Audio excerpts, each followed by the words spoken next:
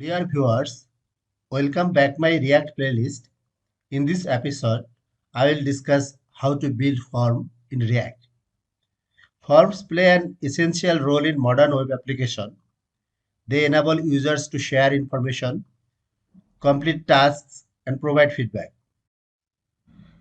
React provides several features and techniques for creating and managing forms, including state management, event handling, and form validation. In React, we can handle form data in two approaches. First approach, control component.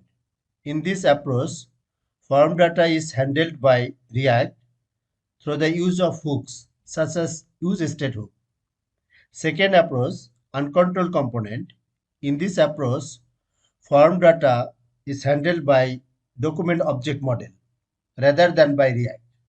In this current demonstration, I will create a control component to handle form data.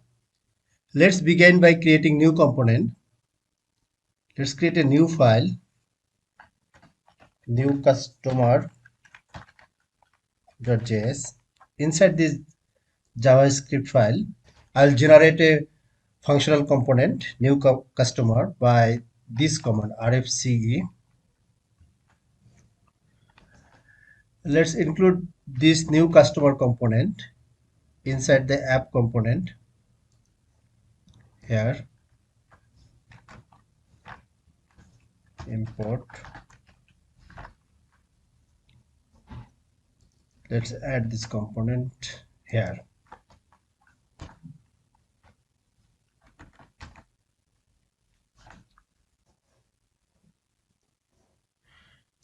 Let's add some HTML form elements inside here. So this is a very simple form component. Inside this component, it has one input text and a submit button. Let's save and see in the browser. So using this form, we can submit first name of new customer. Let's turn this component into control component. Value of HTML elements in control component derived from React state. This is the functional component. For functional component, React uses useStateHook to manage state. So let's import useStateHook first.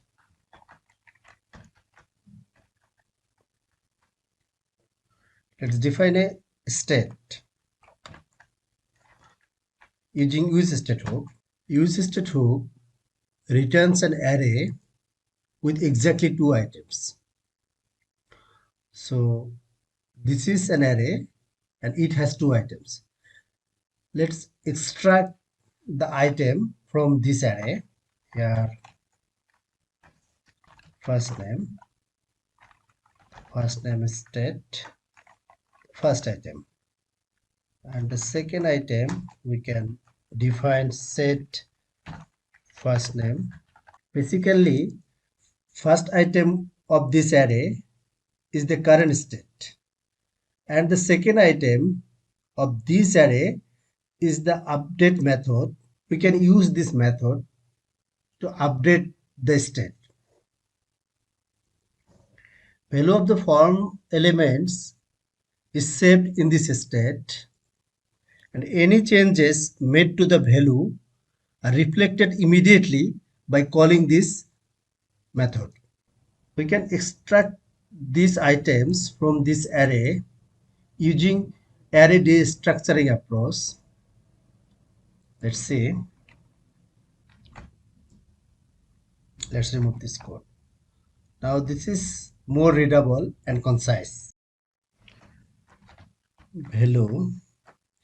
React uses this value prop to set initial value of form element. So I'm adding first name here. And the once event to be triggered whenever the value changes.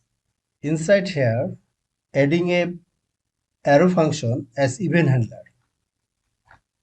So passing the event, and inside this method, I'm calling this set first name method to update the state. So here,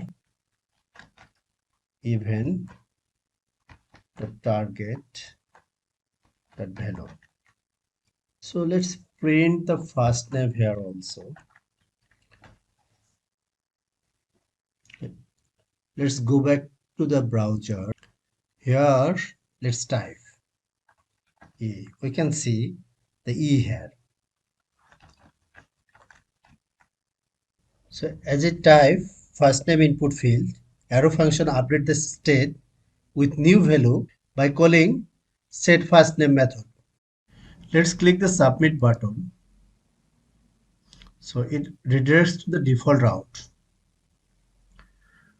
To handle the submit button click event,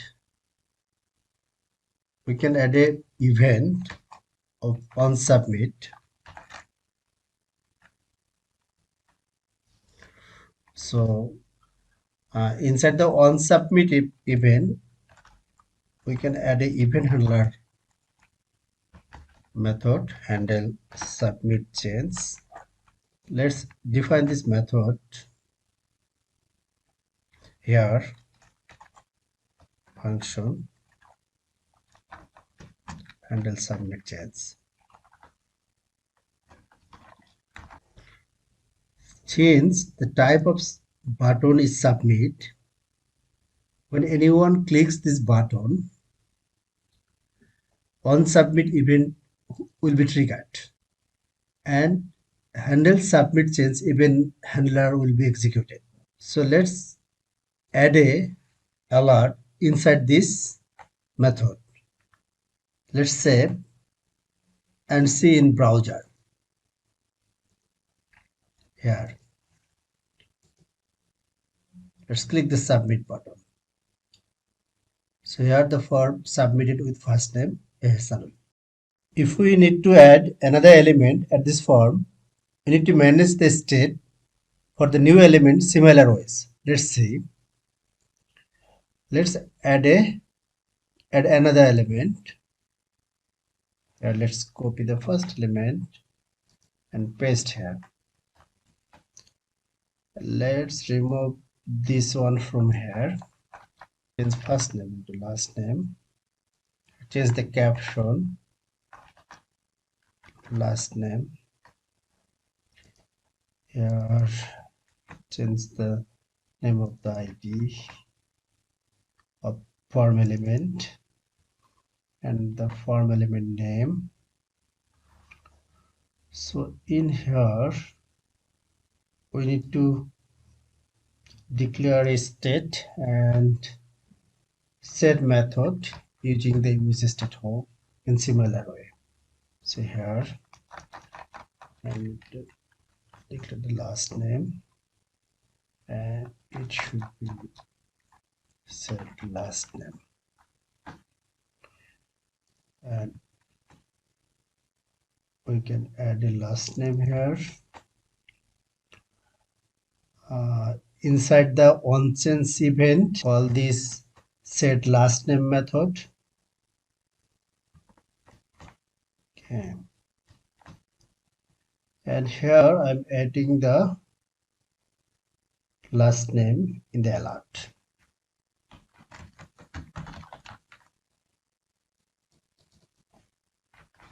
Let's save. Let's see. Go back to the browser.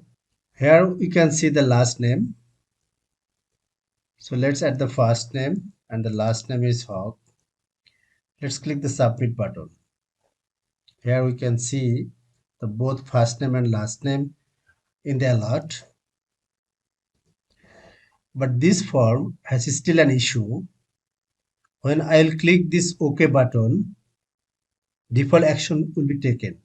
That means this form will be redirected to a default URL and values of this HTML element will be gone away. Let's see. Let's click the OK button. Here, this is happening for taking default action for clicking OK button. Let's solve this issue. Let's add a event interface inside the handle submit change method. This event interface has a method prevent default. This method tells the browser you should not take a default action. Let's save and let's see. So let's clear this URL, refresh, add first name, last name. Let's click submit. Here we can see the first name, last name. Click OK. There is no redirection.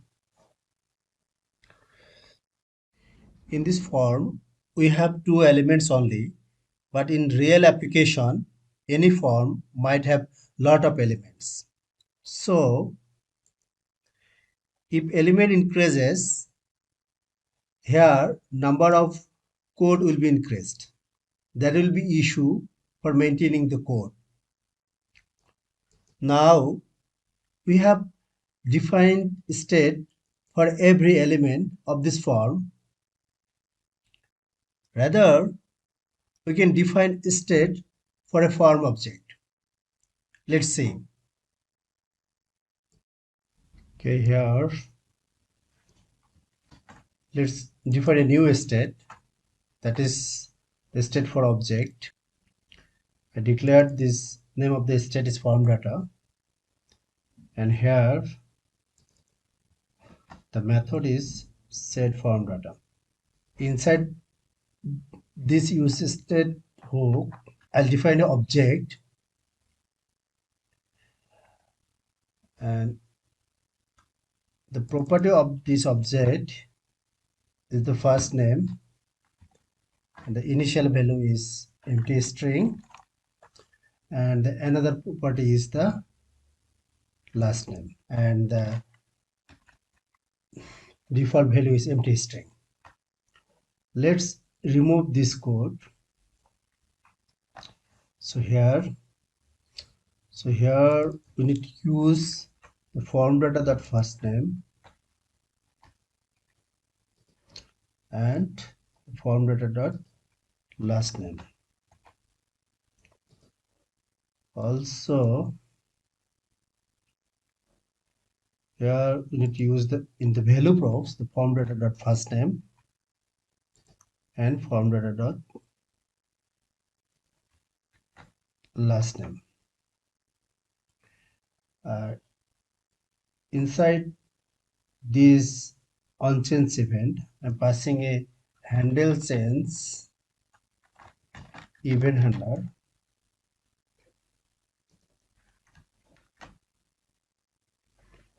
and I'll also pass onChange event of the first name element. Let's define the event handler method here, function handle change. So it is taking the event as parameter. Here I am using the object destructuring approach to extract the property of from the event dot target object like name and value property. Here event dot target. Now we have the name and value of the form element that was currently changed.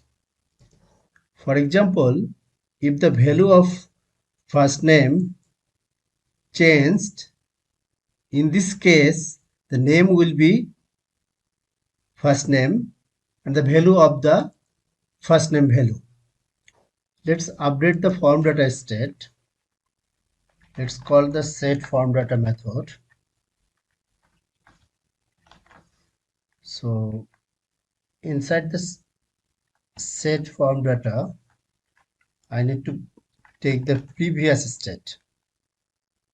So previous form data.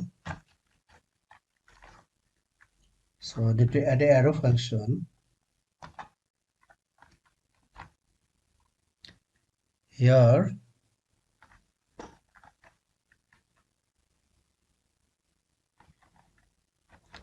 So I'm using the spread operator to iterate the property of object and update the only property that is in the event.target, like name, and here is the value that has been changed. Okay, now go back to the browser.